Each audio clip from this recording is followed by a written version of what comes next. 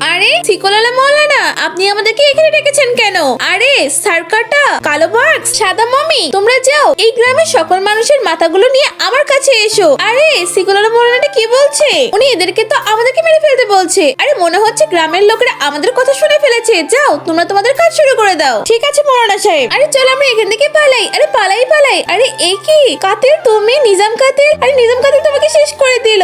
আরে কালো মাস্ক নে, তুইও তো শেষ হয়ে যা। আরে এই কি সাদা মমি? আরে তোকে তো আমি কিছুতেই বাঁচিয়ে রাখবো না, তোকে তো আমি এক্ষুনি শেষ করে দেবো। আরে থামো মমি কিলার, তুই থেমে যা। আরে মমি কিলার মেরে ফেলো ওকে। আরে তাড়াতাড়ি মার। আরে মমি কিলার ও কোনো শিকলালা মলানা না, ও তো আমার রূপধারী শয়তান। তুই খবরদারের কথা শুনিস না। আরে শয়তান, এখন তো তুই আমার হাত থেকে পৌঁছেও বাঁচতে পারবি না। দাঁড়া, এই নে, এই তো শয়তানদের আসল রূপে ফিরে এসেছে। আরে শয়তান, তুই তো শয়তানি ছাড়লি না। দাঁড়া, তোকে তো আজকে খতম করে দেবো। আউযুবিল্লাহি মিনাশ শাইতানির রাজিম, বিসমিল্লাহির রহমানির রহিম। আরে এই কি, আমি তো পড়ে যাচ্ছি। দেখেছো শয়তানটা তো চলে গেল।